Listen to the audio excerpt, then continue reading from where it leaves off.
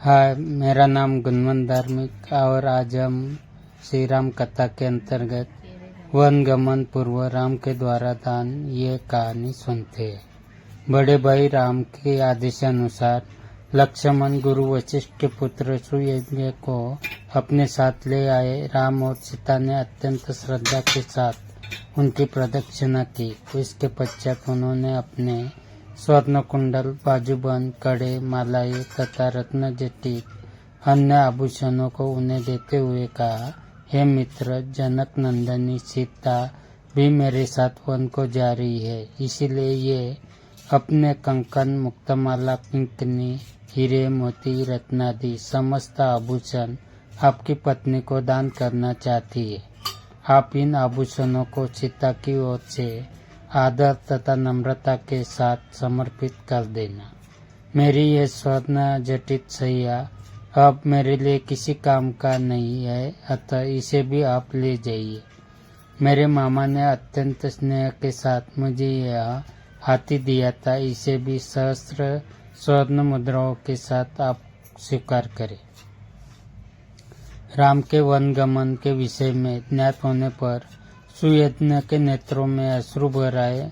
सजल नेत्रों के साथ राम के द्वारा प्रदान की गई वस्तुओं को उन्होंने ग्रहण किया और आशीर्वाद दिया। हे राम, तुम चिरंजीवी हो। तुम्हारा 14 वर्ष का वनवास तुम्हारे लिए निष्कंटक और कीर्तिदायक हो। वनवास की अवधि समाप्त होने पर लौटने पर तुम्हें अयोध्या का राज्य पुनः प्राप्त हो। इस प्रकार आशीर्वाद देकर गुरुपुत्र सुयज्ञ विदा हुए। उसके बाद राम ने अपने सेवकों को, जो कि राम के वनवास से दुखी होकर रो रहे थे, बहुत सारा दान में दिया और सांत्वना देते हुए बोले, तुम लोग यही रहकर महाराज और माता कौशल्या, सुमित्रा, कैकेयी, भरत, शत्रुघ्न एवं अन्य गुरुजनों की तन मन लगाकर सेवा करना। सदैव इस बात का ध्यान रखना कि उन्हें किसी प्रकार की असुविधा न हो। फिर राम ने अपनी समस्त व्यक्तिगत संपत्ति को मंगवाकर सीता के हाथों से उसे गरीब, दुखी, दीन दरिद्रों में बंटवा दिया। राम और सीता के द्वारा मुक्त हस्त से दान दिए जाने की चर्चा सारे नगर में दावानल की भांति फैल गई। उन दिनों अयोध्या के समीपवर्ती एक ग्राम में गर्ग गोत्री त्रिजटा नामक एक तपस्वी ब्राह्मण निवास करता था। उनकी बहुत सी संतानें थी और वह अत्यंत दरिद्र था। उसे अपनी गृहस्थी का पालन पोषण करने में अत्यंत कठिनाई होती थी। राम के द्वारा किए जाने वाले दान की चर्चा सुनकर उसकी पत्नी ने उनसे कहा, हे स्वामी, आपको भी ज्ञात हुआ होगा कि अयोध्या के ज्येष्ठ राजकुमार श्री रामचंद्र जी अपना सर्वस्व दान करने में वितरित कर रहे हैं। आप भी उनके पास जाकर याचना करें। हमारी निर्धनता और दरिद्रता से तथा आपकी याचना से द्रवित होकर दयालु राम हम पर भी अवश्य ही दया करेंगे और इस दरिद्रता से हमारा उद्धार कर देंगे।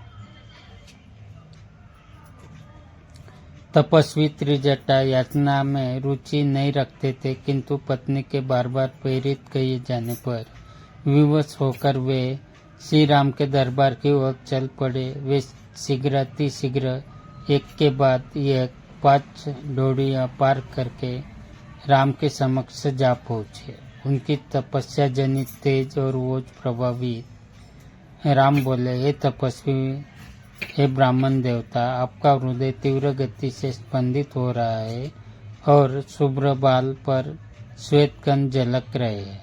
ऐसा प्रतीत होता है कि आप बड़ी दूर से तीव्र गति के साथ चले आ रहे हैं।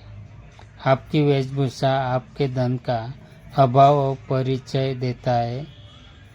अतः आपने अपने हाथों में जो दंड रखा है उसे आप अपनी पूर्ण शक्ति के साथ फेंकिए।